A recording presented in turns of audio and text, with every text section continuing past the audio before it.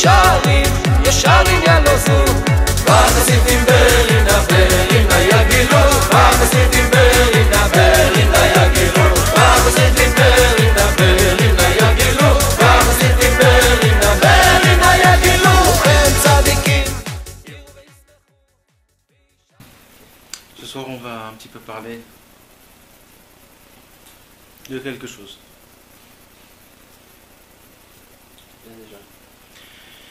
On va parler de la prière. Mais pas de la prière elle-même. Qu'est-ce qu'elle fait la prière à l'homme quand on prie? Je veux dire, de prier, c'est très bien de prier. C'est très important de prier. L'essentiel, c'est toujours de prier. Il n'y a que la prière dans le monde. Il n'y a rien d'autre. La prière, c'est encore plus haut que l'étude de la Torah. La prière, c'est quand on sait, quand on sait comment prier, ça c'est sûr. Quand on sait comment prier, alors la Torah, la Tfila, elle est beaucoup, beaucoup plus haute. Et moi, ce que je veux parler ce soir, c'est qu'est-ce qu'elle fait la prière à l'homme, mis à part ce qu'il a prié. Alors, du fait qu'un homme y prie, il déclenche quelque chose d'exceptionnel. Et c'est de ça ce soir qu'on va parler.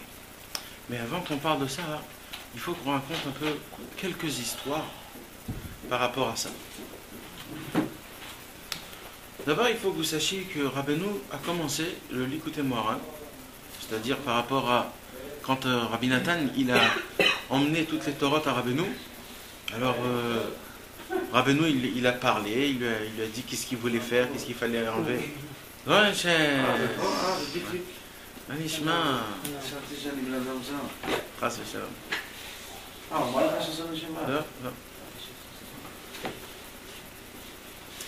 Et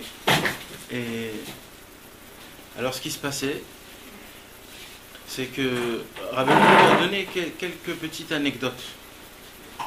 Qu'est-ce qu'il faut faire, qu'est-ce qu'il ne faut pas faire, qu'est-ce qu'il faut enlever, il y a des trucs qu'il faut rajouter, il y a des choses qu'il faut dire, des choses.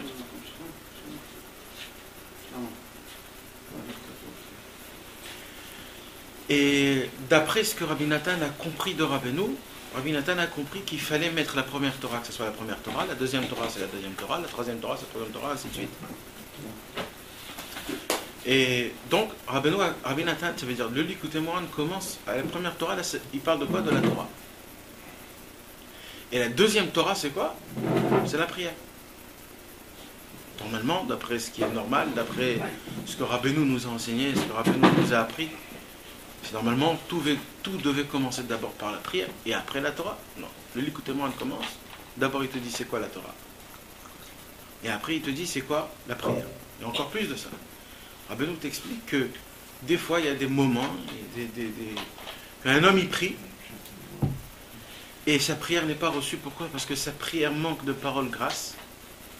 Et d'où on a des paroles grasses quand on étudie la Torah.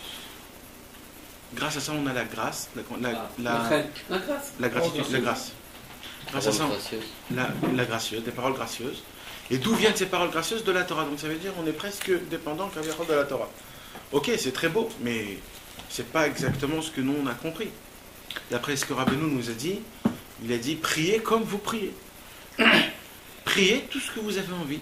Faites couler votre cœur comme de l'eau. Ça veut dire des fois il faut crier, des fois il faut parler méchamment, des fois il faut parler gentiment, des fois il faut dire des bêtises.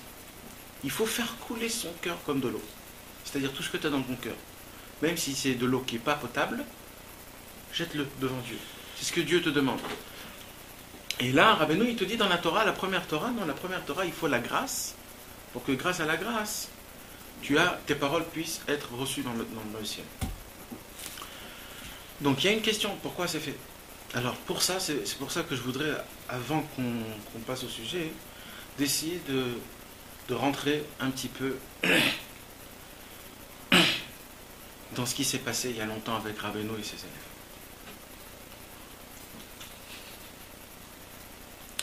Rabbeinu avait plein d'élèves. Rabbeinu, quand il est revenu d'Israël, il avait à peu près 22 ans. Et Rabbeinu, il est parti habiter, il ne pouvait plus habiter chez son beau-père, parce que Rabbeinu, il y avait des problèmes dans la maison. Donc, il s'est dit qu'il faut qu'il devienne propriétaire de soi-même. Il est parti habiter à Medvedivke. Mais ça, c'est avant de partir d'Israël. Ouais, mais moi je te parle de maintenant, après. Il est parti habiter donc à Medvedivke. Et là-bas, quand il est parti habiter à Medvedivke, il y a eu un grand bruit. Pourquoi? Parce que là où il habitait avant Rabbeinu, c'était dans un petit village qui s'appelait Osiatim. C'était un petit village, c'est comme un village que personne n'a entendu. Donc c'est comme ça de passage. Donc Rabbeinu n'était pas tellement connu. Et quand il est parti à Medvedivke, c'était une ville, c'était comme Kiev, c'était une grande ville, il y avait il y avait le marché, il y avait de l'ambiance. Beaucoup de juifs. Il y avait beaucoup de juifs, beaucoup de goy aussi. C'est-à-dire ça bougeait, les gens qui avaient besoin de faire du business, c'était là-bas qu'il fallait faire. Tous les villageois qui habitaient à côté, ils devaient venir dans la grande ville pour faire du business, pour apporter du manger, de l'argent, tout ce qu'il fallait. Donc, Rabbeinu, il est parti habiter à Medvedivke. Dès qu'il est parti à Medvedivke, tout de suite, Rabbeinu, son nom a couru toutes les villes après. Il a été connu très vite. Et pourquoi il a été connu très vite? Parce que Rabbeinu, il y a eu des élèves qui se sont approchés à Rabbeinu. Un des premiers élèves, c'était le Maguide de Trovice, Rabbi Yekutiel. Rabbi Yekutiel, il avait 80 ans. Toute sa vie, il s'est posé une question. Où ils sont les livres de Abraham, Yitzhak, Yaakov, Moshe, Aaron, Yosef, David, Shlomo? Où ils sont ces livres? Quoi, ces tzadikim, ils n'ont pas écrit de livre? C'est impossible. C'est impossible. La Gemara, elle dit que Abraham Avinu, il a écrit 400 livres contre la Vodazara. Où ils sont ces livres aujourd'hui? Non, Abraham. 400 masertot de Avodazara. Où ils sont ces livres? Yosef Hatzadik, Yitzhak, Yaakov, tous les grands. Yoshua Binu, ils n'avaient pas des livres, tout cela? Bien sûr qu'ils avaient des livres. Tous les Irmiyahu Hanavi, Yoshua, Oshéa, tous les grands. C'est impossible.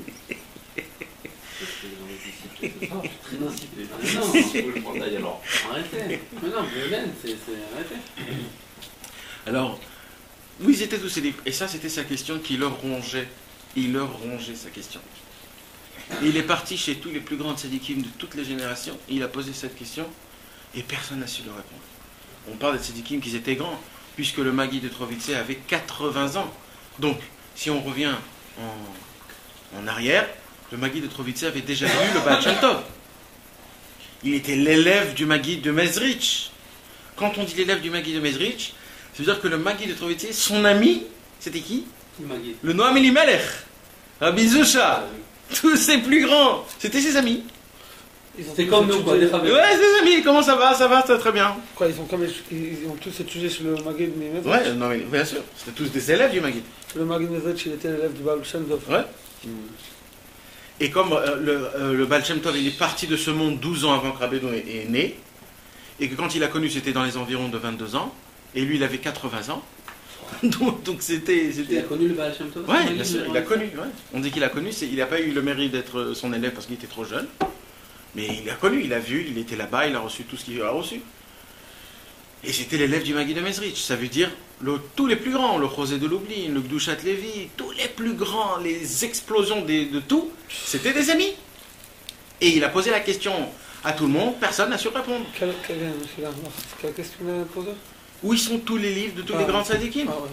Il a posé cette question. Bah oui, il a posé, ça le rongeait, c'est une question qui le rongeait. Moi je veux étudier ces livres. C'est quoi leur... Pourquoi ils sont plus là? Ouais. Et est-ce qu'ils ont écrit des livres? C'est ça le... Ils sont où leurs livres? Ça, Rabbeinu a demandé. Hein? Non, il savait Il a qu'il demandé fallait cette écrire des question. livres, Le mais Magui de est-ce Trovice, qu'ils- il a demandé à tout le monde. Ah, tout. Juste, Hein? est-ce qu'ils ont disparu tous les livres qu'ils ont fait? Ouais. Et juste à ce moment-là, suite. Et qu'est-ce qui s'est passé? Un jour, donc le Magui de Mezrich, le Magui de Tirovice, pardon, il était à la recherche de cette réponse. Alors qu'est-ce qu'il faisait le Magui de Tirovice après que le Magui de Mezrich est parti de ce monde? Son travail, c'était de y aller. C'était de y aller d'endroit en endroit, de tzaddik en tzaddik, et de poser cette question pour essayer d'avoir une réponse. Maintenant, il faut que vous sachiez d'abord quelque chose. Les amis, le Magui de Trovice, aujourd'hui, on n'en parle pas de lui parce que c'était un élève de Rabbeinu. Et comme c'était un élève de Rabbeinu dans le monde, ils ont rapetissé la grandeur du Magui de Trovice. Mais moi, je peux vous dire que si ce n'était pas un élève de Rabbeinu, aujourd'hui, comme ce qu'on entend sur le Noam Elimelech, on aurait entendu le Magui de Trovice. Le Magui de Trovice, il avait sous sa tutelle 84 villes. Wow. Et ça veut dire quoi 84 villes? Ça veut dire que quand il rentrait dans une ville, la halakha, comme c'est avant, c'est écrit, c'est que tous les magasins en ferment, tous ils s'habillent avec des habits de Shabbat, ils mettent des bougies et ils font patachano. Ça c'était le jour où il venait passer dans cette ville. Donc imaginez-vous la grandeur de cet homme. C'était pas, ça on ne faisait pas pour le Noam Elimelech, ni pour le Rabbi Zusha, ni pour personne d'autre. Parce qu'ils n'étaient pas connus. Le Noam Elimelech n'était pas connu, le Noam Elimelech était connu dans le monde. Et il y en a plein d'autres, Rabbi Shmuel, Kamenik, Leshbo, tous, il y en avait plein. Le Chosé de Lublin, on ne faisait pas ça. Et le Chosé de Lublin, je peux te dire, il était connu jusqu'à l'oubli.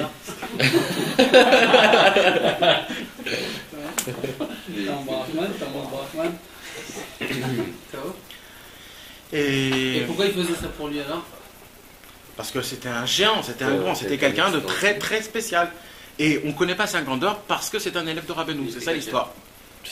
Parce que le monde a un Raptissi, il est en Raptissi. Ils n'ont pas raconté des histoires de lui, parce que c'est comme ça. Les élèves de Rabbeinu, personne ne les connaît. Donc pourquoi moi je vous raconte tout ça, moi? Parce que il faut que vous sachiez, quand le Magui de Trovitzer a entendu que Rabbeinu habite à Medvedivke et que c'est un petit enfant du Baal Shem Tov, alors il s'est dit, ah, là j'ai une occasion. On va voir le Nechet du Baal Shem Tov. Et il a pris sa calèche, et il est rentré dans la ville de Medvedivke, tout le monde l'a reçu, Tout le monde le connaissait là. Bah oui. Et le Magui de Trovitzer, il frappe à la porte de Rabbeinu. Rabbeinu, il ouvre la porte. Rabbeinu, il s'assoit dans son trône. Et Rabbeinu lui dévoile une Torah exceptionnelle. Ah, c'est ce jour-là, le premier jour, il lui dévoile ça? Premier jour. Il lui dit la réponse à sa question. Depuis des années, il attend. Depuis pas des années, une vie en entière, il a sacrifié. Imagine-toi une vie en entière. Il sacrifie son... Rabbeinu, il vient et il lui dévoile toute la réponse. Quand le Magui de Trovitzer, il a entendu ça, il s'est rabaissé jusqu'à qu'il ne pouvait plus. Il a dit, maintenant c'est toi mon Rabbi. Wow. Vous imaginez un petit peu quand... Mais 80 ans, il a. Et l'autre, il a 20 ans. Il a 20 ans, dans les environs. Mais attends, vous imaginez même pas, mais même si on vous parle des heures et des heures, vous ne pouvez pas comprendre. Pour ça, il faut des Français, des écrivains qui te écrivent avec des poètes, qui te décrivent exactement. Mais ben, c'est comme ça. Il est venu et il lui dévoile par Ruach HaKodesh. Bien sûr, par Ruach HaKodesh. Il savait que lui... Et il a tout de suite, mais c'est pas lui, il s'en foutait du Ruach HaKodesh, Magui de Trovitzer, parce que lui, il en avait des tonnes de Ruach HaKodesh. C'est la question, c'est la réponse. Et pourquoi il avait pas ça? Ah, maintenant, je vais t'expliquer quelque chose. Un homme qui a une question, il y a plein de gens qui peuvent répondre. Mais à part la réponse, il faut... Il avait entendu des réponses qui ne lui avaient pas satisfait. C'était ça. L'histoire, c'est de satisfaire la personne. Et de lui faire montrer que sa réponse, ça répond à la question. C'est une vraie réponse. Ça, Rabbeinu lui a tout démontré. Et quand il a vu ça, il a dit, c'est terminé l'histoire, j'ai tout compris. Atem Arabi Sheli. Voilà. Il a dit Atem Arabi Sheli. Ça lui a dit? Il a pris Rabbeinu Atem Arabi Sheli. Il a dit, T'es mon Rabbeinu, maître. il a dit, à ce moment-là, Rabbeinu a dit, Chidush Kamoun, Adaï lo yabor. Mais on voulait m'arrêter de se C'est à ce moment-là Non, qu'il a... Je sais pas, peut-être, oui. Peut-être, je sais pas. Il a dit Chidush Kamoun, Adaï lo yabor. Il n'y a pas encore eu un Chidush comme ça dans le monde. Et lui, après le Magui de Trovitzer, il a dit, une Torah comme ça, comme Rabbeinu il a dévoilé, on ne peut pas écrire ça. Quelle Torah C'est c'est des ça? choses qu'on ne peut pas écrire. Torah la Medvet. Après, il a vu que Rabbi Nathan, il a écrit. Alors il a dit à Rabbeinu, il a dit, Chidush Kamoun. Il a dit, c'est de la grandeur de Rabbeinu. Il a dit, comment une chose comme ça on pouvait l'écrire? Il a vu que Rabbi Nathan, il a pu l'écrire. Alors c'est Alors, quoi il tu a vois dit, Chidush Kamoun, Adaï lo yabor là. Mais c'est pas lui qu'on a montré la Torah bête et qu'il a dit c'est du Zohar, c'est plus grand que le Zohar. Ouais. Ouais. Non, ça c'est son petit, c'est son gendre. Ah, c'est son gendre qui a dit Yitzhak ça. Isaac, D'accord. si je me trompe pas, c'est son gendre. Alors, attends, il arrive, il lui dévoile cette Torah. Il lui dévoile cette Torah, et on va pas rentrer dans la réponse, mais on va juste répondre parce qu'on a raconté l'histoire. C'est que comme ça, c'est qu'en vérité, les plus grands tzadikim, ils ont, oui, dévoilé des Torahs. Mais le problème, c'est que les plus grands Réchaïm, qu'ils étaient comparés à Moshe Rabbeinu, comme Bilam, comme Yerovam, comme Ménaché, comme Balak, comme Esav, eux aussi, ils ont écrit des livres. Et il dit Rabbeinu, s'il aurait resté une seule page de leur livre, je ne sais pas s'il aurait resté un seul juif au monde. Alors les tzadikim, ils ont dit, Dieu, on va faire une bagarre, page contre page. Waouh. Et comme ça, des livres et des livres sont partis. Eux, ils brûlaient leurs propres livres de tzadikim pour que ces livres-là, ils se brûlent aussi. Et grâce à ça, ils ont été manqués, les livres. Et pourquoi je vous raconte tout ça? Parce qu'au moment où le Maguid de Trovitzé... C'est pour ça que tous les écrits du Rav Yitzhak Raïta et Blomet, ils ont été brûlés aussi. Aussi, on ne sait pas, bien sûr. Peut-être. Bien sûr. Il ne savait pas s'il avait eu cette Torah de Rabbeinu, alors il aurait fait... On va savoir. Vous l'avez peut-être dans le Pétek, il était une israf comme ça, hein? Aussi. Comme, aussi. je les ai bien, Ouais. Mais au moment où le Maguid de Trovitzé s'est rapproché de Rabbeinu, vous comprenez bien qu'il y a eu un bruit mondial. Un bruit mondial. Imaginez-vous le plus grand que tout le monde en parle. Il s'est rapproché de quelqu'un qui a l'âge de 20 ans. Yannick, Oh là là. Yannouk. C'est pas... Alors automatique, il y a eu des bruits qui sont partis jusqu'à le fin fond de l'Ukraine. 200 km de Medvedivke. Complètement annulé. Ah non, mais il s'est annulé. Rabbeinu, il a dit, il n'y a jamais eu une personne qui s'est annulée comme moi. Mais moi, ce soir, on ne va pas raconter des histoires sur le Maguid de Trovitzé, parce que si je raconte des histoires du Maguid de Trovitzé, on va avoir honte. Non, je sais pas compris là. C'est quoi qu'il n'y a pas une personne qui s'est annulée comme moi? Rabbeinu, il a dit, il n'y a personne qui s'est annulé comme lui. Ah bon? Il n'y a personne. Il n'y a personne. Comme Nathan. Non, mais de sa grandeur. Rabbi Nathan, il n'était pas comme le Maguid de Trovitzé. C'était un De sa- De sa drague, de sa grade, pardon. qui s'est annulé devant Rabbeinu. De sa grade. Il a enlevé tout son kavod. Bien Le plus sûr. grand Mefourssam qui s'est annulé devant À Rabbeinu. quel âge Et il faut... À À quel qui? le Maguid Il est parti après Rabbeinu. Je ne sais pas à quel âge, je ne sais pas quand. Je sais Ah, pas après le Rabbeinu. Bien sûr. On raconte que c'est lui le premier. Il était centenaire, quoi, parce qu'il avait déjà 80 Ouais, ans passé. ouais. On raconte que c'est lui le premier qui a commencé... Il avait 100 ans. Mais qui a commencé à faire le Tikkun Aklali, après que Rabbeinu est parti de ce monde. C'est lui le premier qui a accompli le Tzivouï de Rabbeinu. Et on raconte qu'il était tellement content de le faire, c'est que chaque mismor du Tikkun Aklali, il le chantait d'un autre chant, pour que ce soit les 10 mélodies. La Sarah Minenegina. Ben oui, comme ça on raconte. C'était le premier avant tout le monde.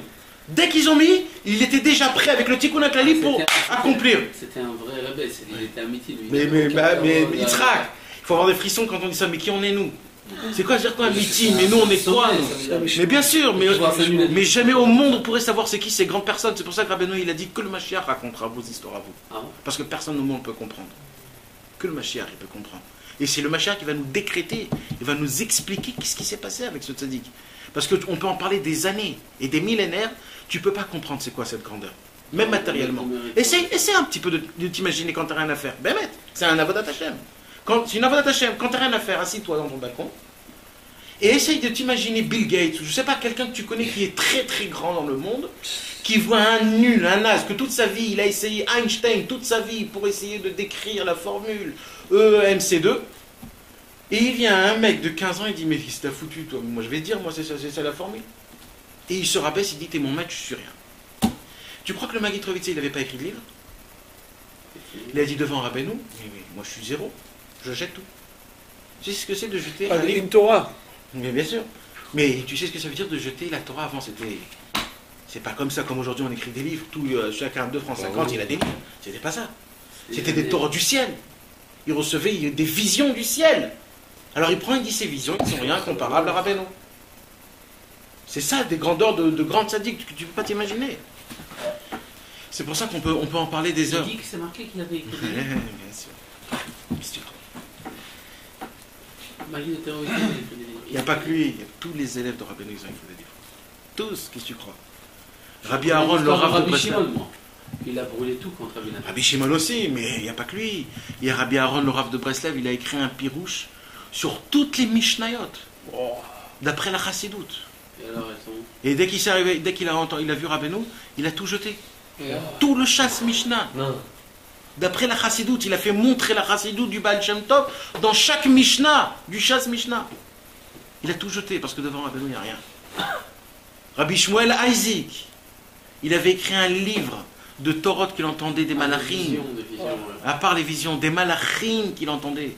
Il a tout jeté parce que devant Rabbeinu, tout est rien. Mais ça c'était après qu'il est connu. Avant et après. Et quand même, qui moi je suis pour écrire un livre? Et ainsi de suite. Qu'est-ce que vous croyez? Ils ne voulaient pas du tout Non. entendre parler d'eux-mêmes. Non. Ils étaient complètement annulés. Mais c'est pas qu'ils étaient annulés. Ils ont compris que devant une montagne pareille, qu'est-ce qui fait un caillou? Qu'est-ce qu'il va rajouter à cette montagne, ce caillou? Alors, ils étaient déjà annulés en moteur de pouvoir se rendre compte de la grandeur de Rabbeinu. C'est une très grande saga de se rendre compte de la grande grandeur de Rabbeinu. Surtout quand tu es vrai grand, quand tu es un grand, Ah oui. un vrai grand, que tu vois de haut et tu sais qui tu es. Parce qu'ils savaient qu'ils étaient. C'était pas des nazes. Ils savaient qui ils étaient. Ils avaient des conversations dans le ciel, ils étaient très hauts. Et quand même, ils disent je suis rien. Ils disent je suis rien. Oui, ils se sont rendus compte de la grandeur de Rabbeinu.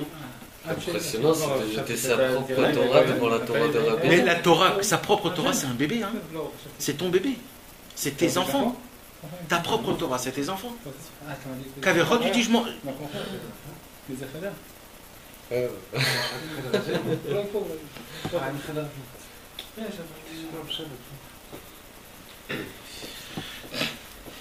Bekitsour, je vous raconte tout ça parce que donc ça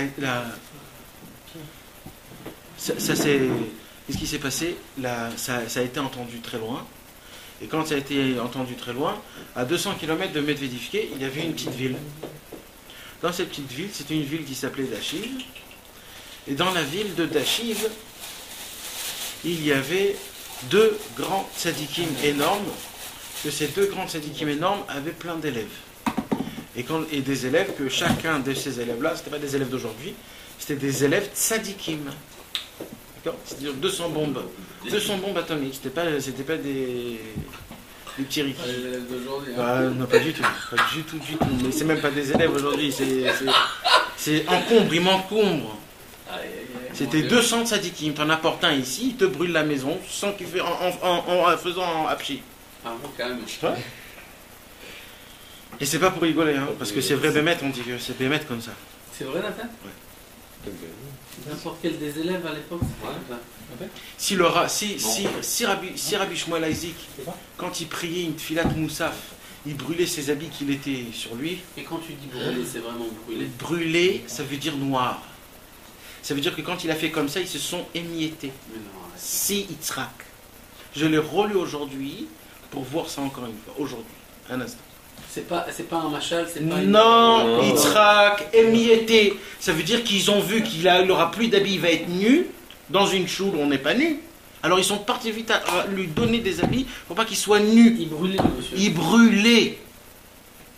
On raconte du fils de Rabbi Naftali, pas Rabbi Naftali, son fils, Rabbi Ephraim, son fils. Il avait son talit comme ça. Il sortait de la buée de son talit, de la buée. Tu sais ce que c'est que la buée? Un masgan ou c'est dans les boîtes. Il y a des buées comme ça qui sortent. C'est ça. C'était le mec, c'était comment ça s'appelle ce truc-là? La machine qui fait des fumigènes. Eh ben c'était un fumigène, Rabbi Ephraim. Le fils de Rabbi Naftali, pas Rabbi Naftali, hein. Son fils, Rabbi Ephraim. Tu sais c'était quoi, Rabbi Ephraim? C'était un banquier. Un banquier. D'accord? Un banquier. Hein, qu'est-ce que t'en penses de ça? C'est ça les élèves. C'est ça les élèves de Rabbeinu. Et c'est pas des machals. Surtout ne pense pas une seule seconde. Ils sortaient de la buée. Donc. Alors, qu'est-ce qu'on fait dans ce moment? Ah, mais attends. Pose-toi la question après. Attends. Qu'est-ce que je fous là? Attends. Bien sûr. C'est pour ça que Rabbi Israël, il nous a dit plusieurs fois combien on doit avoir honte. Mais Rabbi Israël, il n'arrêtait pas de rigoler. Tu sais pourquoi Rabbi Israël n'arrêtait pas de rigoler? Mais quand il nous voyait, nous, de France, avec Lacoste et avec les parfums de Chanel, et on venait avec nos trucs, et les nœuds de papillon devant Rabbi Israël. Mais Rabbi Israël, il se dit, mais d'où ils viennent ceux-là? Mais d'où ils viennent ceux-là? Mais d'où? Mais non, mais ils sont pas dans ce monde, mais attends, ils sont pas dans ce monde. Est-ce que je peux rajouter quelque chose à la grandeur de Rabbi Israël? Vas-y. Quelqu'un comme Rabbi Israël que toute sa vie il a vécu avec ces histoires-là que tu nous racontes, que tu nous fais vibrer, de Nagid, de Terovitsa, et tu me dis, arrête-toi, pense dans ta mirpesset, tout ça. Toute sa vie il a vécu qu'avec des choses comme ça. Il connaît pas les nœuds papillons, et les Chanel, et les manteaux de fourrure. Qu'il a réussi à descendre chez ces gens-là et leur parler comme à un ami, alors qu'il a rien à voir, c'est des opposés complètement. Il peut pas voir des extraterrestres. C'est des extraterrestres pour lui. C'est des ponts. Il n'a pas leur langage, il n'a rien. Qu'il a pu les rapprocher. C'est une grandeur énorme ce qu'il a fait à Israël. Il y a pas de. On peut pas. être métaïr, une chose pareille. De pouvoir descendre dans cet endroit-là, mais normalement il n'aurait pas pu les supporter, il aurait dû les vomir. Comment il peut? Il vit toute sa vie avec le Maguide de Rovitza, avec Rabbeinu, il a connu Rabbi Israël Cardonneur, les prières où tu fumes, les fumigènes, le feu, tout ça. Et tu me dis qu'il va parler avec des mecs avec des lacos qui viennent le voir. Coca, ah ouais, qu'est-ce qu'il veut? Comment il a pu nous supporter? Comment c'est possible? Qu'il est Rahman. Mais même Rahman ou pas Rahman, il peut pas, il te vaut. Le mec a, bon ok, une semaine, 2 semaines, au bout de 3 semaines, il a envie de retourner chez le Magui avec Rabbeinu, il a envie de refaire des fumigènes, il va brûler ses habits. Comment c'est possible? Comment il a pu descendre comme ça? C'est la grandeur du tzaddik. C'est pas tous les tzaddikim qui peuvent faire ça. Hein. Ah, il venait vous voir et il ne priait pas comme ça. Comme le rabbi des Rechaïm, tu te rappelles? Karl Bar Sapin. Il vous criait pas Nathan? Qui?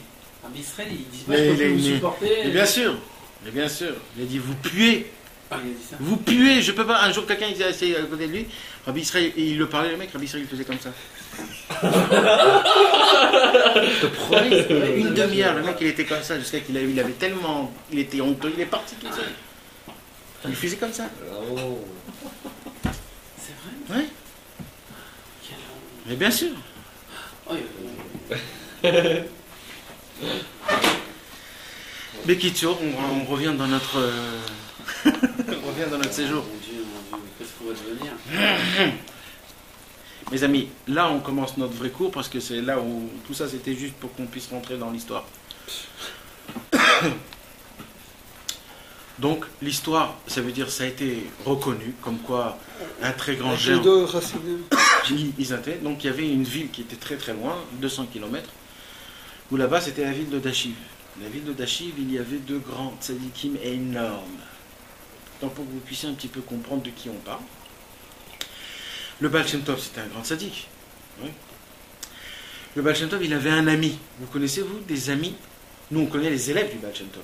D'accord? Mais s'il avait un ami, ça veut dire qu'il était à peu près pareil que le Baal Shem Tov. Ok? Cet ami-là, c'était Rabbi Pinchas de Koritz. Rabbi Pinchas de Koritz. C'est pas son élève? Non, c'était son ami.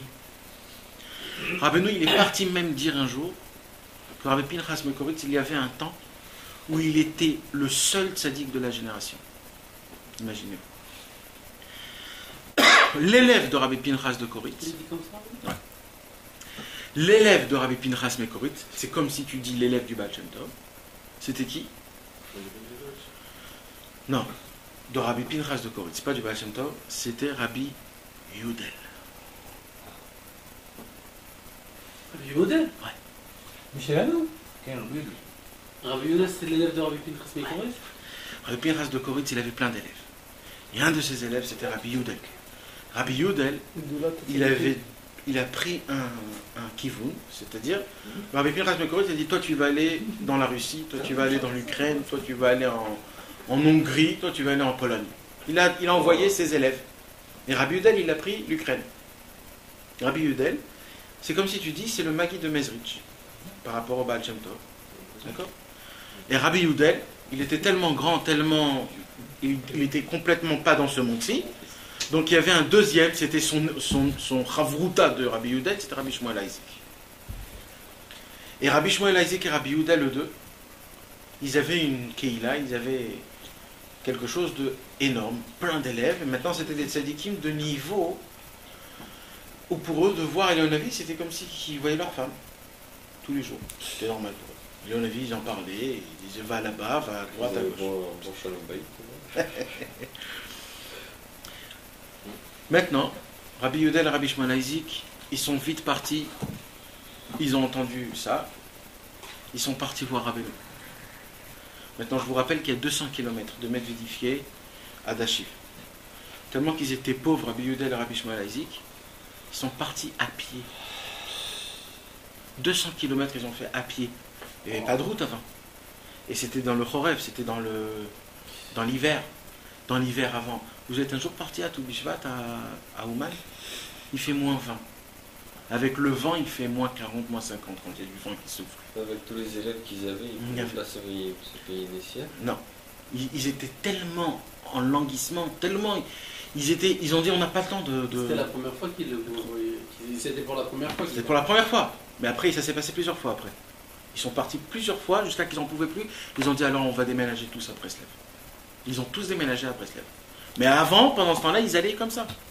Mais Rabbi Shmuel Isaac, lui, c'était un homme spécial.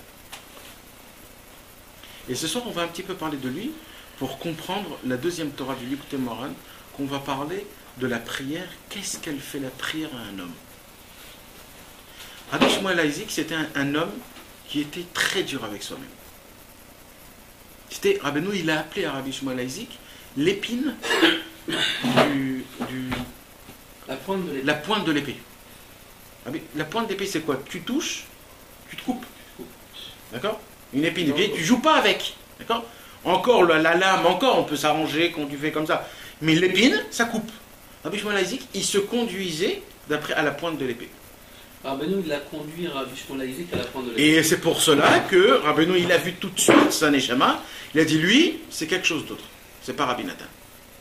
À Rabbi Nathan, je lui donne le Inyan de toujours se renforcer, toujours à Zamra, toujours regarder le bon côté des choses. C'est pas grave s'il y a des mauvaises choses. Mais lui, Rabbi Shmuel Isaac, si 1 centimètre ne bouge pas comme il faut, pour lui, le monde est écroulé. Donc lui, on va le mettre à l'épine, à la pointe de l'épée. Et jusqu'à qu'un jour, Rabbi Shmuel Isaac, il a dit, j'ai compris de Rabbeinu, que si je lis le Shema Israël que j'ai lu aujourd'hui, comme je l'ai lu hier, je préfère qu'on coupe les mains et les trucs, et je préfère mourir. Je veux mourir. Donc imaginez-vous ce que ça veut dire. Ça veut dire que tous les jours, il montait tellement de niveau, Rabbi Shmuel Isaac, qu'il lisait, il priait, il faisait tout ce qu'il faisait. Il monte jamais comme il avait fait hier et avant-hier. Toujours il montait d'un niveau encore plus haut et encore plus haut. Il a jamais eu des Yéridotes dans sa vie? Il a eu des Yéridotes, mais c'est des Yéridotes pas à sa façon. Ça veut dire, lui, il se punissait, c'était spécial. C'était spécial, c'était pas comme Rabbi Nathan.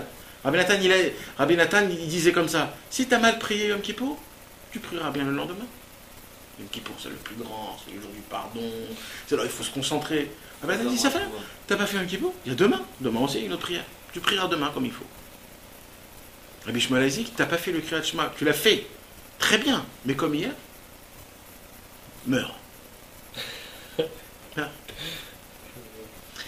Mais Kitsu, Rabbi Shmuel Isaac, c'est une grande différence. mais bien sûr que c'est une grande différence. Mais ça, quand il disait ça, c'était parce que c'est Rabbeinu qui l'a conduit dans ça? Bah oui, c'est Rabbeinu. Rabbeinu, il avait des conduites avec ses élèves, comment il faisait. Mais Kitsu, qu'est-ce qui se passe? Rabbi Shmuel Isaac, il avait un Yishuvadat. C'est quoi un Yishuvadat? Comment on dit Yishuvadat en français? Lucidité. Une lucidité. C'est exactement ça. Il avait une lucidité. Il avait une très très grande lucidité.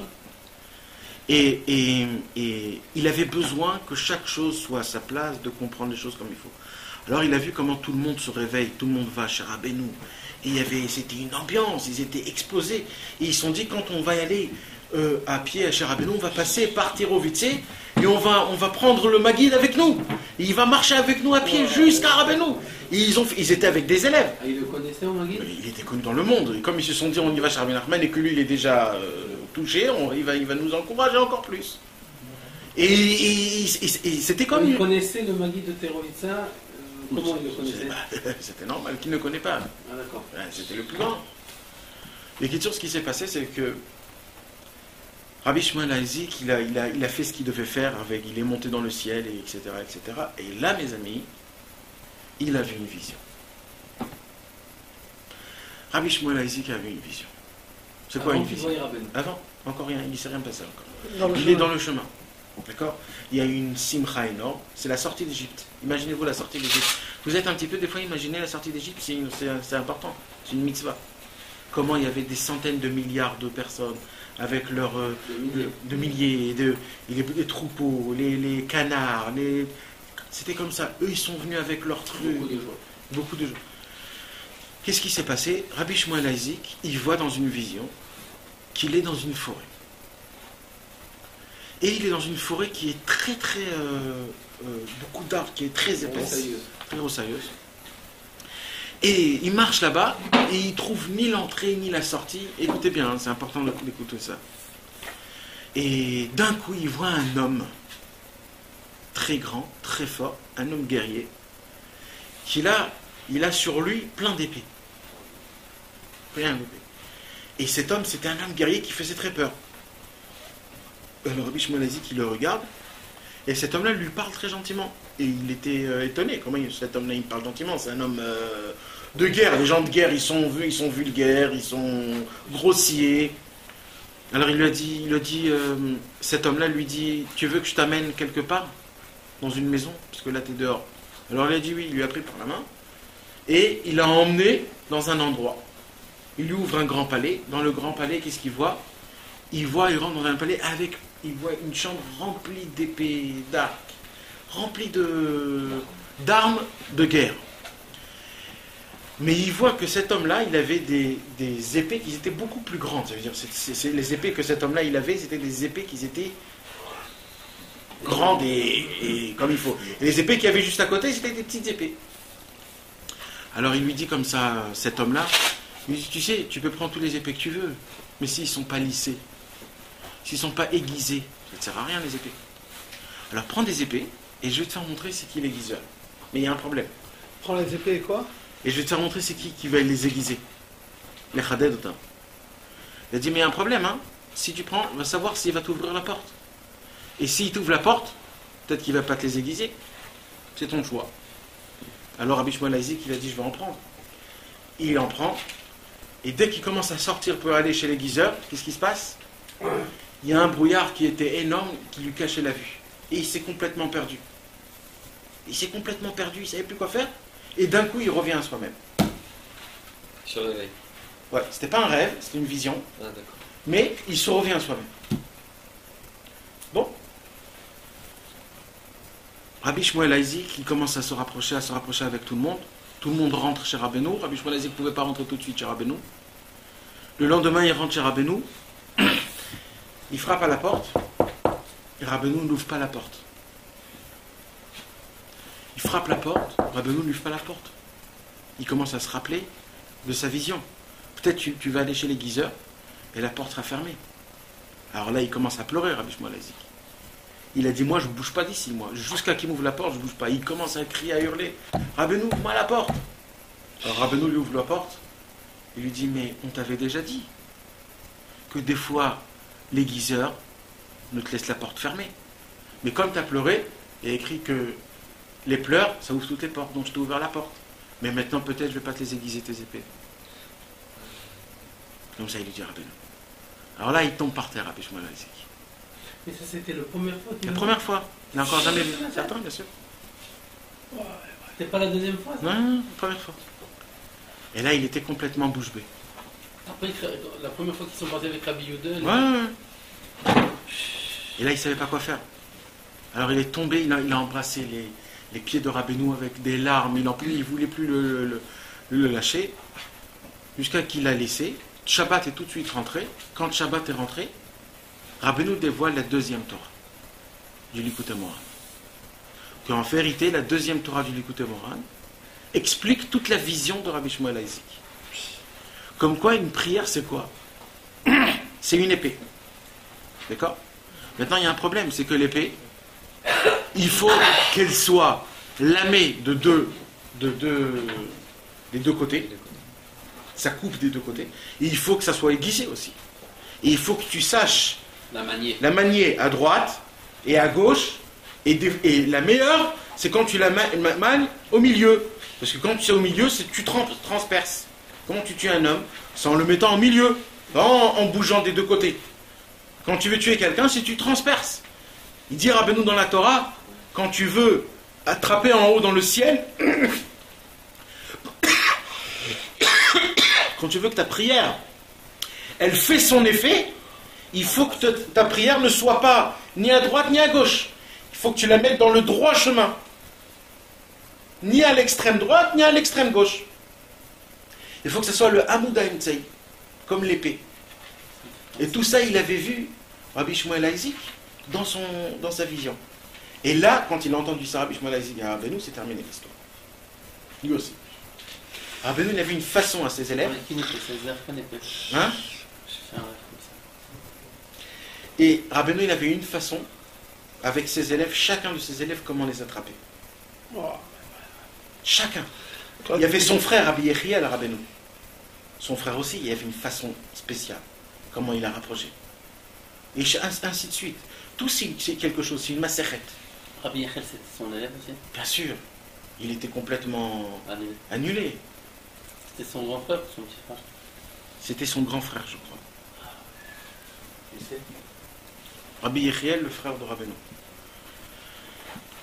Maintenant, mes amis, il faut que vous compreniez quelque chose.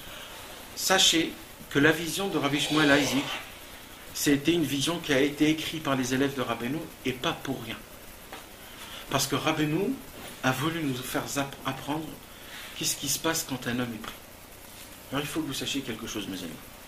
Il y a des fois des périodes dans la vie d'un homme où un homme, ça ne va pas. Ça va pas. Ça veut dire quoi? C'est-à-dire ça va bien. À la maison, ta femme, tes enfants, ça va, la parnassa, tout est normal. Mais en vérité, dedans, c'est mort. C'est mort. C'est pas vivant. T'es pas vivant. T'es pas frais. T'es pas pétillant. Tu es pas enthousiasmé. Bon, c'est bien, on étudie, on va faire la prière, on va se tremper au mikvé, on va... Ouais, c'est bien. Mais où est la ferveur des tzadikim? Où est la chayout, la vitalité? Où est tout ça?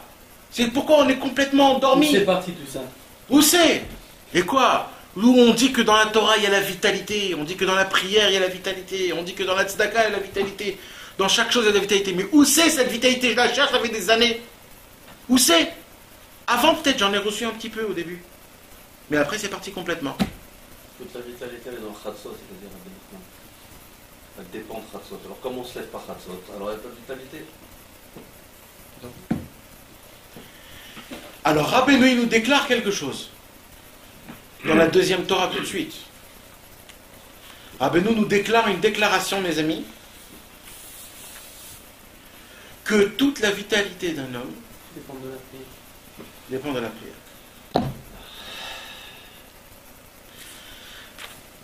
Un jour, il y a quelqu'un qui m'a dit, on était dans un shtibler et on priait, tu sais comment ils sont les prières du shtibler? Très rapide. En une demi-heure, t'es déjà dehors en train de boire ton café. Ça vite fait, ça part à droite à gauche, tac tac, t'as même pas le temps de t'asseoir, t'as même pas le temps de... ça est terminé. Et moi j'étais comme ça dehors, et je regardais comment ça se passait, shtibler. Et j'ai un ami, Breslev aussi, il m'a dit, tu t'imagines, avant comment je priais bien comme il faut, 1 heure comme il fallait, mais aujourd'hui j'ai plus la force, je suis fatigué. Déjà quand je me réveille, je suis fatigué. Le mec il a dormi 8 heures, il se réveille, il est fatigué. Et après qu'il s'est réveillé, il dit maintenant quand je vais prier, je suis hyper fatigué, moi ça me prend du temps et tout ça, je suis toujours fatigué. Il est toujours fatigué. Il va au mikvé, il se met dans le bain chaud, il s'endort dedans. C'est pour s'endormir encore. Il dit que je me rhabille, j'ai envie de y aller, me recoucher, me mettre, il me dit laissez-moi tranquille tous. Il dit et je me force d'aller au shtibler et de prier. Je suis fatigué. Il me dit tu peux pas m'expliquer pourquoi tu es fatigué? Je lui dis toi-même tu t'es dit la réponse et la question. Toujours il dit Rabbeinu, dans chaque question il y a la réponse dedans. Rabbeinu il dit, et nous on prend ça à l'inverse. Parce que je suis fatigué, je vais prier une mauvaise prière. Un homme qui lui manque de la vitalité, un homme qui est toujours fatigué, c'est parce qu'il ne prie pas comme il faut. Si un homme il va prendre toute sa force, Rabbeinu il dit qu'il faut mettre toute sa force dans les lettres de la prière. Comme ça il dit Rabbeinu.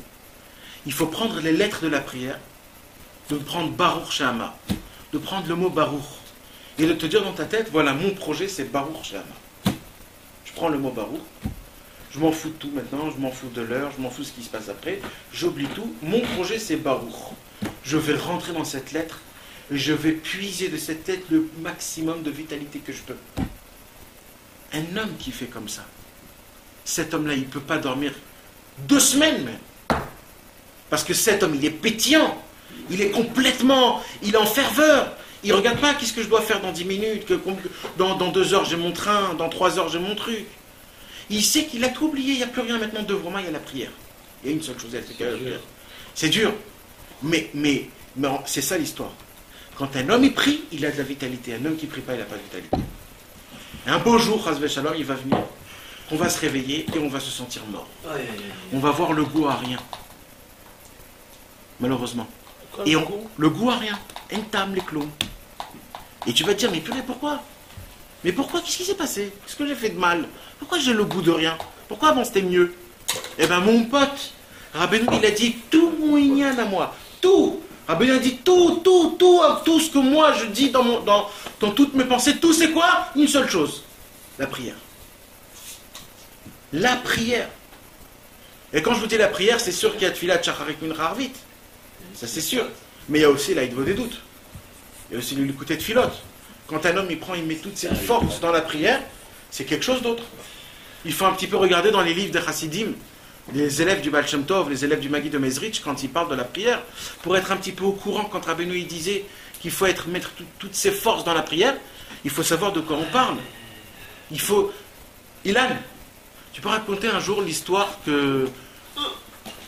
Tu peux raconter l'histoire que quand tu étais chez Rabbi Israël, tu étais chez Ouri, tu étais tout seul, et tu as vu Rabbi Israël prier, en criant. C'était Shabbat, voilà. Avec Rabbi Israël. Le matin de Shabbat, j'étais tout seul avec lui dans la chambre. Et c'est sorti comme ça, parce que normalement, toujours il y avait quelqu'un à côté de lui. Mais d'un coup, il s'est passé que Rabbi Israël était tout seul dans la chambre, d'un coup. Ils ont laissé tout seul Rabbi Israël, et lui, il est venu d'un coup. Moi j'étais là-bas, j'étais assis. Ouais. J'étais assis et je le vois prier le Kriyat Shema. Le Kriyat Shema, les brachot du Kriyat Shema, en hurlant. Il hurlait entre les mots du Kriyat Shema. Vas-y, montre-nous. Par exemple, Baruch Ata Hashem, Meir La'aretz Vadarim, et après il va arriver à la fin d'une phrase, il commence à hurler. Ah! Et après, il continuait quelques mots, et de nouveau, ah! Et après, quelques secondes, il criait ou... Comme ça, comme ça, très fort, il hurlait très fort, j'étais seul avec lui. Mais quelques secondes, 1 minute comme ça. 2 minutes, 3 minutes. Plus. C'était avant le Kriyat Shema, c'était pendant le Kriyat Shema, dans les mots du Kriyat Shema. Après le Kriyat Shema, j'étais comme ça, je suis comme un fou. Un homme de presque de 100 ans, comment il est fort comme ça. J'en croyais pas mes yeux, quoi. Il hurlait. Il hurlait. Il criait, après il disait le mot en criant, et après il recriait. Sans dire de mots. Ouais. Et le mot aussi, il le criait. Il criait, il disait le mot en criant, et il criait. À chaque mot, il disait les mots et il criait ah. À chaque mot. Après les mots. Mais à chaque mot qu'il disait, il disait en criant. Les mots non, mais après les mots, après une phrase, ou je sais. Ouais. Entre les mots, il disait un mot, un truc, et il criait. Et raconte l'histoire où un jour tu as prié, et ce qu'il t'a dit Rabbi Israël. Ça c'était à Mevaseret Zion, une fois il m'a vu comme ça, je prenais le sidour comme ça. Et tu priais. Ouais, et il m'a dit, c'est pas comme ça. Il fallait de quoi. Il dit, excuse-moi, Rabbi Israël dit, excuse-moi, Ilan. Ouais. C'est pas comme ça qu'il faut prier. Il dit, il faut prier avec toutes ses forces, comme ça. Sous-entendu, tu vois que je suis vieux comme ça, qu'est-ce que tu apprends de moi? On ne peut pas apprendre. C'était quelqu'un il était à la fin de sa vie, il était plus dans ses forces. Quand il était jeune, il priait avec beaucoup de force, il criait très fort. Mais pourquoi lui aussi il a prié quand il était vieux avec toutes ses forces qu'il vient de nous raconter? C'était une fois. À la fin de sa vie, jamais. En général, ses prières étaient à voix basse. On n'entendait pas des prières comme ça. C'était une fois ça. Une fois, je l'ai vu aussi prier. Je suis venu de la prière du matin, ça faisait je sais pas, en semaine, je m'en rappelle plus. En semaine, à Tzfat, j'étais chez Israël Lagan, et je suis arrivé, aussi le Kriyat Shema, et quand il disait les mots du Kriyat Shema, il disait avec une grande douceur, chaque mot. En chantant, style. Vas-y, essaye, tu te rappelles comment il faisait? Il disait Kriyat Shema comme ça.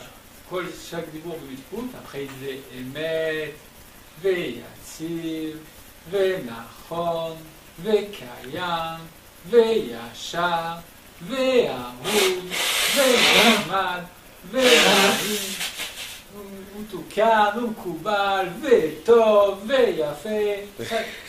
C'est qu'on parle à un enfant. Chaque mot, c'est comme un bonbon. והדבר הזה עלינו et comme ça tout le reste. אמת, אמת, אמת, אמת, après, אחד מהם לא נותר. מתנגדים. Tous ceux qui l'ont pensé, ouais, ils étaient inclus dans ça. Il est resté de tous ceux qui l'ont poursuivi. אחד מהם לא נותר. Mais après, c'était un seul. Il a vu comment il était émet et il a gagné avec son émet. Il a gagné la guerre. Comme ça, il a dit. C'est ce que moi j'ai compris. C'est ce que j'ai compris. Ouais, il a dit Echad Mehem Lo Notar, c'était tout inclus dans ça. C'est ce que j'ai compris. Moi. C'était ça mon. Un jour, les élèves de Rabbi Nathan, ils ont dit à Rabbi Nathan, ils ont dit, vous savez que quand nous, parce que Rabbi Nathan, il était souvent le Chazan. Alors ils ont dit, les élèves, ouais. Alors les élèves de Rabbi Nathan, ils ont dit, vous savez, Rabbi Nathan, parce que eux c'était des Russes, tous c'était des Russes, mes parents étaient en russe, et c'était pour eux dur de comprendre l'hébreu. C'était comme vous, comme les Français. C'est-à-dire, eux, ils parlaient en yiddish, ça veut dire. Donc, ça veut dire, même l'hébreu, pour eux, c'était un peu dur. Alors, ils ont dit, les élèves de Rabbi Nathan, les élèves qui étaient un peu... Ça, c'est une matana qui nous a fait Rabbi Nathan, qui l'a pas écrit, il écoutait sur le temps yiddish. Bien sûr, bien sûr. Et alors, qu'est-ce qu'il a dit, les élèves? Ils ont dit, vous savez, Rabbi Nathan, nous, on ne comprend pas ce qu'on dit. Mais quand vous montez Razan, et que vous priez, rien que le ton, comment vous priez, on comprend toute la prière. Comment il priait, c'était un spectacle. Mais non, je vous promets. Moi, je vais vous dire la vérité, il faut voir un spectacle des Goïm, comment ils s'appellent les grands qui font des spectacles, les théâtres. Il faut les voir comment, parce que eux ils parlent des heures, ils peuvent rester 6 heures dans une pièce de théâtre. Et comment les gens ils restent 6 heures? Tu t'es posé? Moi je me suis posé la question un jour. Comment 6 heures tu restes? Il y a des gens qui parlent en allemand pendant des 8 heures, ils comprennent rien. Ils sont comme ça 8 heures. Et en plus ils payent une fortune. Mais comment? Moi je me tire les cheveux, je me tue, mais c'est comment tu peux rester? Et comment? Un opéra. Un opéra ou toutes ces choses-là. Parce que c'est quoi la beauté des choses? C'est quand c'est quand l'acteur, l'acteur, quand l'acteur il te fait vivre la chose, tu bouges pas, parce que c'est vivant. Tu es dedans, tu vois même pas la personne, tu es dedans. Imaginez-vous Rabbi Nathan quand il priait. Quand Rabbi Nathan il priait, c'était le Likuta Halachot vivant qui priait. C'était le Likuta Halachot vivant qui priait. Rabbi Shmuel Haïzi, quand il s'est rapproché de Rabbeinu, Rabbeinu l'a tout de suite capté. Qu'est-ce qu'il lui a dit Rabbeinu? La première chose, il lui a dit, toi, tout ton inyan, c'est que la prière. Toi, il a dit maintenant, dès maintenant, il lui a dit, à Rabbi Shmuel Haïzi, tu vas commencer à parler à tes membres. À tes évarim. Et il lui a dit, et tu vas les persuader qu'ils sont obligés de t'écouter. Et qu'ils ne vont pas faire ce qu'ils ont envie. C'est pas eux les responsables. Ça, c'est toi qui devras. Et Rabbi Shmuel Haïzi qui était bouche bée. Et Rabbeinu l'a parlé des heures et des heures de la prière. Il lui a dit, toi, il faut que tu mettes toutes tes forces dans la prière. Ça veut dire quoi? Tout ce que tu peux entendre dans ce que je dis, mets toutes tes forces dans la prière, fais-le. En fait, si c'est crier de toutes tes forces, si c'est quand tu dis une parole, tu le dis avec toutes tes forces, ou si c'est avec toutes tes forces de ta tête, d'essayer de se concentrer, toutes tes forces, mets dans ta prière. C'est une question qui, en fait, tout le tachlit de la Torah, c'est pour arriver à la tefila. On va t'expliquer comment ça marche. C'est pas exactement notre nocé, mais... Non, je demande sur grain, parce que les maîtres dans le monde aujourd'hui, c'est, en fait, d'après ce que tu dis là, en fait, c'est tout Meshoubash, en fait. Parce que on voit, les maîtres, aussi, tout le monde, comment il marche avec les collègues et tout ça. On voit que la tefila, c'est un chélek, c'est-à-dire à la bocal, tu vois, tac, on finit comme tu dis. Après, tout le monde va que étudier la Torah, en fait. Et tu vois que dans la Torah, ils sont comme s'ils rentraient dans un feu, comme ça. Et la Torah est comme si tout mort. C'est-à-dire, et en fait, c'est tout à fond de tout ce que tu dis, en fait. La Torah, c'est Dieu qui te parle à toi. Et la prière, c'est toi ce que tu lui réponds. Imagine-toi si je te parle et toi tu me réponds pas. Je te parle pendant 2 heures. Et toi tu me regardes même pas. À la fin je vais partir, je vais me dire c'est qui ce mec? Les gens qui ne prient pas comme il faut, Dieu il fait la même chose. Il dit attends, je t'ai parlé et tu fais même pas attention à moi. La prière c'est de répondre. Alors Bémet, Rabbi Shmuel Isaac, il a pris ça pour soi-même et il a commencé à mettre ça à l'emploi. Je vous ai déjà raconté un jour que quand Rabbeinu est parti de ce monde, Rabbi Nathan il a voulu que le kibbutz, parce qu'il y a eu d'un coup quand Rabbeinu est parti de ce monde, il y a eu une descente dans tous les élèves. Rabbeinu il avait 38 ans, tout jeune. Les gens ils se disaient jusqu'à 70 ans au moins il va vivre. Mais alors, il vient à peine de commencer. Mais bien sûr, il vient à peine de commencer avec nous. Mais il est mort en plein milieu le mec. Ils étaient complètement déchirés. Alors Rabbi Nathan a dit pour les renforcer. Hein? Et Rabbi Nathan le premier. Vous savez, c'était qui Rabbeinu? Ils étaient 10 ans avec lui, 15 ans avec lui à peu près. Qui? Rabbi Shmuel Isaac, Rabbi Yehuda? Bien sûr, Rabbi- 15, 16 ans, 17 ans. Rabbi Shimon, il était avec lui Depuis la Bar Mitzvah. depuis l'âge de 13 ans. Rabbi Shimon, je t'imagine Rabbi Shimon. La peine que lui, il a eue, c'est quelque chose de spécial. 25 ans, Rabbi Shimon. 25 ans.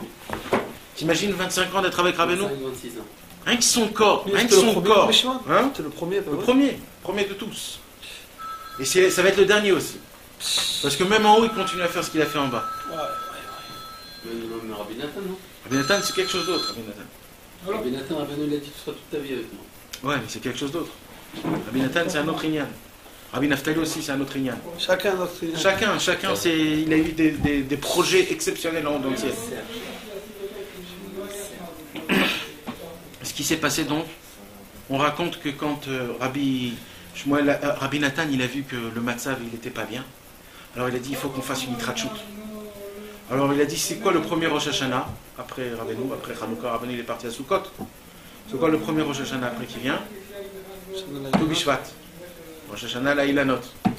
Alors il a dit, on va faire un petit kibbutz à Rosh Hashanah, la Ilanot. Qu'est-ce qu'il a fait Rabbi Nathan? Il est parti dans toutes les villes. C'est en plein milieu du Choref, hein, en plein milieu de l'hiver, dur de... Voilà. Et il est parti avec plein d'élèves, Rabbi Nathan. Parce que Rabbi Nathan avait toujours autour de lui plein d'élèves. Ils sont partis, ils ont fait une tournée énorme, toute l'Ukraine. Ils sont partis à Teplik, à Dashiv, là où il y avait des élèves de Rabbeinu. Pour leur dire qu'on fait un kibbutz à Tou Bishvat, de venir tous pour se renforcer. Et Rabbeinu, il est parti chez Rabbi Shmuel ici, Rabbi Nathan. Quand il est venu rentrer dans la Qui est maison... venu chez Rabbi Nathan? Rabbi Nathan est venu chez Rabbi Shmuel Isaac pour lui parler. Alors il frappe à la porte, sa femme lui ouvre et il voit quelque chose de spécial. D'abord la maison de Rabbi Shmuel Isaac, elle était très spéciale. C'était un couloir long. C'est Rabbi Nathan ou c'est Rabbi, le fils de... Rabbi Nathan. Rabbi Nathan et son fils, c'était aussi des élèves, mais ils étaient avec Rabbi Nathan. Et il y avait un couloir qui était long. Et il y avait ici, c'était le mitbar. La cuisine avec de quoi dormir aussi, une petite chambre, c'était les femmes. Et à la fin du couloir, il y avait une chambre, c'était Rabbi Shmuel Isaac. Rabbi Shmuel Isaac, il ne rentrait pas là-bas. C'était sa fille qui lui donnait de quoi manger. Et dans le couloir, les trucs étaient complètement cassés, il faisait hyper froid. Rabbi Nathan, il rentre dans la maison, dans la chambre de Rabbi Shmuel Isaac, et il voit que Rabbi Shmuel Isaac, il est avec le talit et les tefillin, il était déjà midi. Alors sa femme lui dit, excuse-moi, Rabbi Shmuel Isaac, lui, il se réveille tous les jours honnêtes, et il reste avec les tefillin jusqu'à midi, jusqu'à Chatzot Hayom. Et il n'enlève pas le talit. Ça veut dire la prière du matin lui prenait 6 heures. Et qu'après Chatzot Hayom, il enlève ses tefillin et il mange quelque chose de petit chaud, et après il continue à enchaîner Mincha, et Mincha ça lui prend quelques heures, après il enchaîne Arvit jusqu'à la nuit Chatzot, et Chatzot, donc il faut se réveiller pour Tikkun Chatzot, et le reste du temps il fait Yitbodé tout, et... Alors il a dit, je ne vais pas rester jusqu'à le lendemain, s'il enfile les prières d'une à l'autre. Alors il a laissé le fils de Rabbi Aaron, le Rav de Breslev, Rabbi Hirschley. Et il lui a dit, quand tu verras qu'il va terminer, tu lui parles. Et Rabbi Hirschley, c'est lui qui raconte cette histoire, il a décrit tout ce qu'il a vu.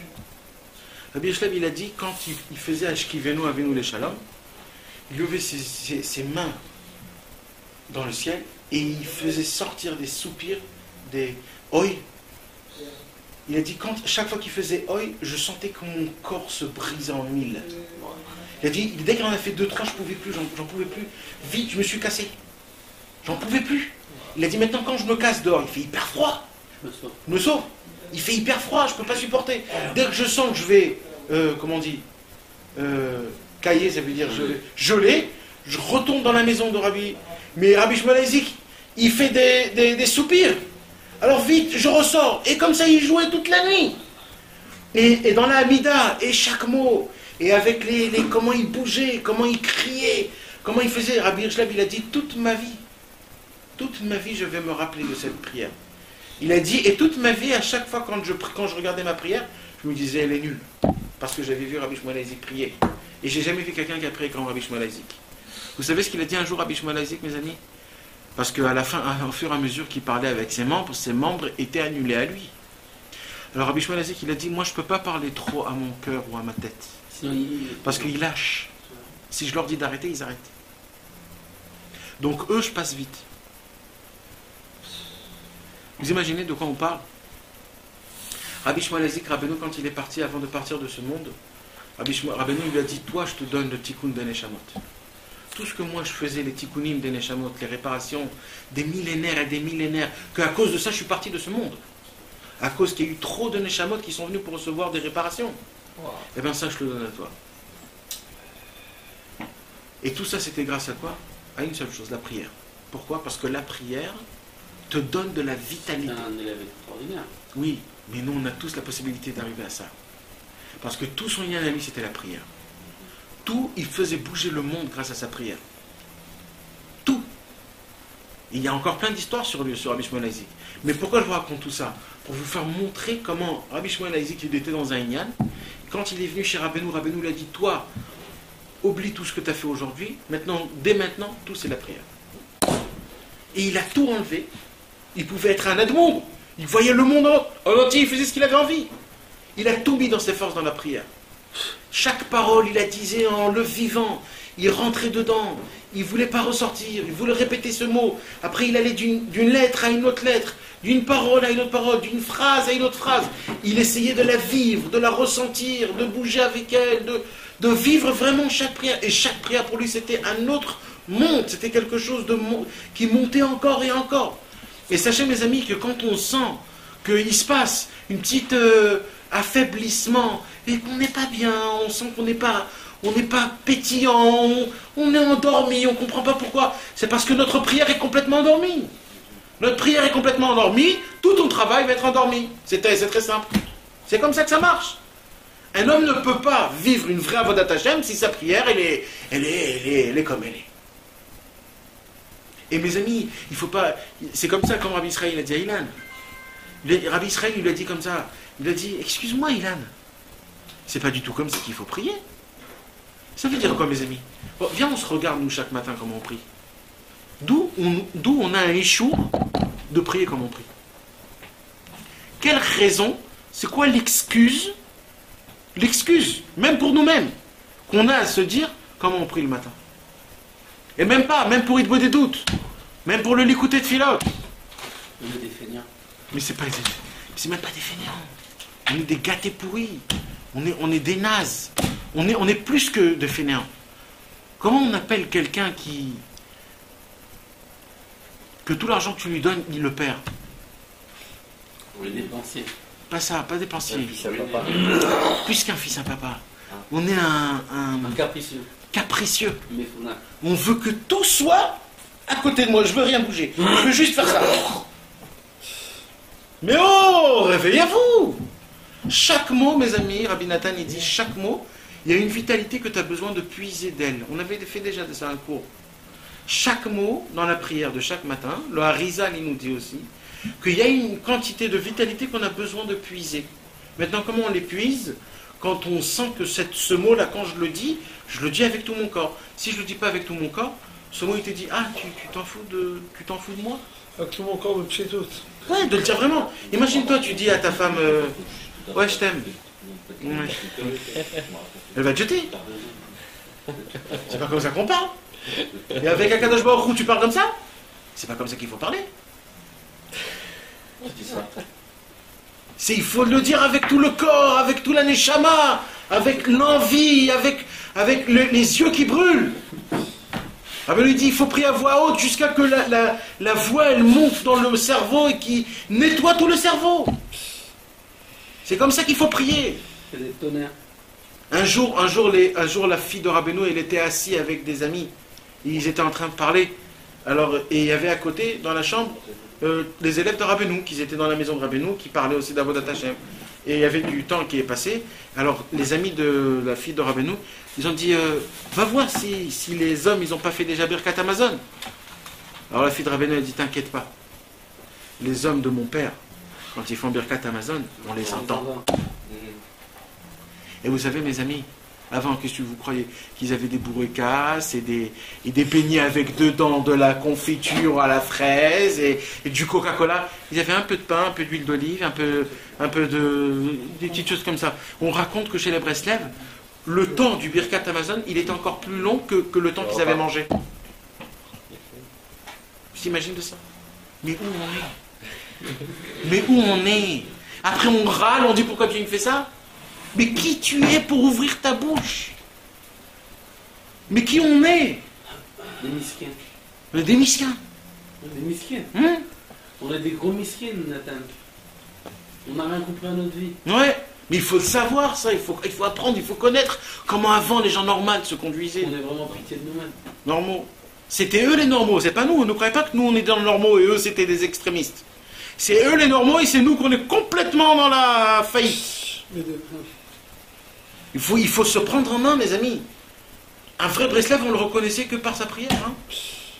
Un jour, les élèves de Rabbeinu, ils sont rentrés chez Rabbi Gedalia à Milenitz, dans le grand Beth Midrash d'un des élèves du Baal Shem Tov. Et quand ils sont rentrés dans la choule, ils ont mis la pagaille, Rabba Lalasman. Ils ont commencé à crier dans la prière et tout ça. Et l'Admour, il regarde tout ça, il dit, c'est quoi ça? Il est vite parti voir chez Rabbeinu, il a dit, mais comment? Comme ça vous priez? Mais comme ça vous parlez à un roi, vous? Il dit, qui tu crois? Nous on ne fait pas partie des gens qui viennent une fois par an au roi. Nous on fait partie des gens qui sont salis, qui rentrent comme ça et qui sortent et tout ça. Nous c'est pas les gens qui viennent dans le papillon. Nous on rentre et on sort quand on veut. Nous. On vient, on implose et on part. C'est ça.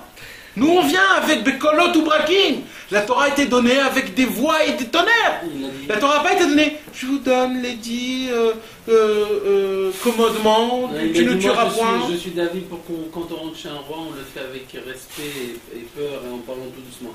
Il a dit non, moi je suis plutôt d'avis des anciens Hassidim qui rentraient et qui dansaient avec les cymbales et les danses et tapant des mains pour aller voir le roi.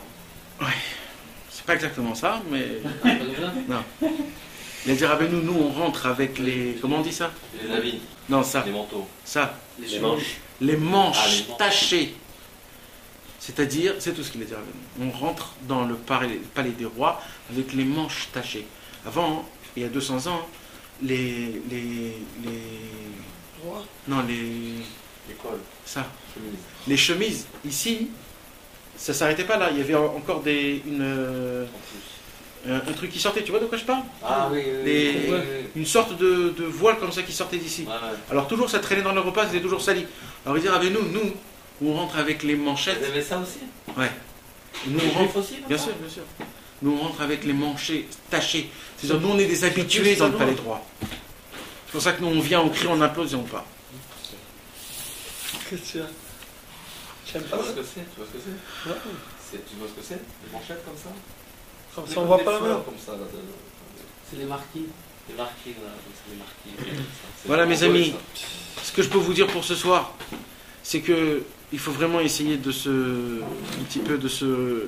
parce que je vous dis pas que demain vous allez maintenant crier dans les trucs et on va vous déchirer, d'accord? Je vous dis pas ça. Parce qu'un jour Abisraël aussi, il avait dit qu'il faut pas trop qu'on nous regarde. Mais il faut que vous sachiez quelque chose. Avec Que moi, le- comme ça. À quelques personnes, il a dit comme ça. À des autres, il a dit non. Il faut que vous sachiez quelque chose, que si on n'en parle pas, le problème c'est que ça s'endort, et quand ça s'endort, ça devient mort. Et jusqu'à qu'aujourd'hui, il y a des gens, des Breslev, qui vont dire non, crier, il ne faut pas crier aujourd'hui, ça embête l'autre. Il faut dire avoir un petit. Quand des fois, tu peux juste dire un petit. Même frapper des mains, tu peux frapper des mains comme ça, sans que personne n'entende. Même dire pardon, c'est que je vis, que je respire, que je suis là. Mais jusqu'à où on va aller? C'est pour ça que quand on en parle, il faut au moins se rappeler qu'avant c'était comme ça et il ne faut pas descendre de l'histoire. Si un homme il a une possibilité de crier, de faire, il faut essayer, il faut y faire. Attraper, gagner, c'est tout. C'est avec toi. C'est comme Charlie Young.